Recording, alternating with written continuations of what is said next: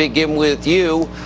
Do you know, as I have heard directly from people, Sarah has heard, Catherine Herridge has heard, and others, and Greg Jarrett, that in fact we have Rod Rosenstein threatening, intimidating, to use the power of that office to go after people in Congress and their staffs trying to do their job?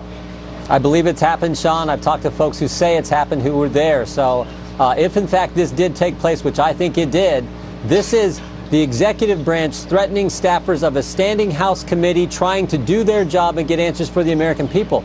This is as wrong as it gets. And the fundamental question it raises is, will the Speaker of this House stand up and defend House Intelligence Committee staffers? And the best way to do that, in my judgment, is to bring up the resolution that the three of us introduced and Mr. Meadows and others introduced earlier today on the House floor. I agree with you. Where is the Speaker on that, Congressman Ron DeSantis? Sean, this conduct, if true, to me is disqualifying. He cannot be the Deputy Attorney General if he's threatening people who work in Congress simply because we're doing our job to try to get answers for the American people. And the arrogance of Rosenstein for months and months to stonewall nonstop even basic answers, to redact information, has just gotten to the boiling point. We in Congress need to act. I think his position there is untenable. What I am hearing, Congressman Gaetz, is that one of the reasons Rod Rosenstein is doing a lot of this is because there are specific documents with specific days and specific dates that may implicate him. Have you heard the same thing? We have, Sean. Rod Rosenstein is intractably conflicted in this investigation, and as brave patriots like Kash Patel work hard for the Congress to expose the corruption and the bias, then they're threatened by Rod Rosenstein. This is outrageous. Kash Patel was in my office concerned for the fact that he, as a staff member, was doing his job and then somehow had a different branch of government bringing these threats upon him. So, look, I'm sick and tired of Rod Rosenstein's games. I think we need to impeach Rosenstein. He won't turn over documents. He signed a FISA renewal against the President of the United States. And frankly, if we don't step up and defend our institution, then what good is the Congress anyway?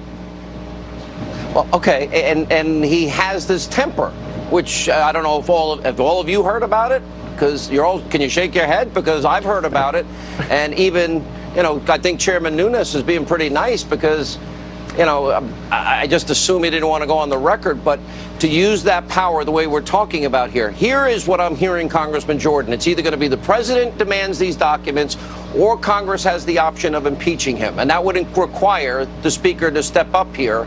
But more importantly, when do we get the documents, and how does Congress do its job if they're being intimidated that they're going to be the subject of harassment and investigation as retaliation for Congress doing their constitutional duty? Sean, you're right. There's certain tools we have in the toolbox. They should all be at our disposal to get the information we constitutionally are entitled to get answers for the American people. It's really that basic. I think this week there are kind of two fundamental questions. The first one is the report comes out tomorrow from the Inspector General. It'll have people in there that'll be cited for wrongdoing. Will Rod Rosenstein fire people who are cited in the Inspector General's report for wrongdoing in the Clinton investigation? And then the second fundamental question is the one I raised before. Will the Speaker of the House stand up and defend people on House standing committees who were threatened by the Department of Justice? And the best way to do that is to bring up our resolution, and if they don't comply with the document request in that resolution, then to look for exactly what Matt Gaetz talked about. Contempt and impeachment are tools in the toolbox that we may have to go to. And finally, there's what Devin Nunes said, which is the president can say, release the information so they can get answers. Last question, exit question, Congressman DeSantis and Gaetz. We'll start with you, Congressman DeSantis. Would it be quicker, better for the country that the president, that he demand the documents that Congress has been obstructed from getting? Should he demand that? Wouldn't that be the faster path? I think so. Jim Jordan, Mark Meadows, and I sent him a letter a couple weeks ago urging him to do that. He has the power, and I think he should do it. The American people deserve the truth on this. Heck, Donald Trump has been treated as poorly as anybody by some of these jokers, so he should definitely pull the trigger on that. Totally agree, Sean. Totally agree. Absolutely. Look, the president has the power to bring this thing home. He can do it, and we're going to stand behind him. All right. Thank you all for being with us. When we come back, Rush Limbaugh.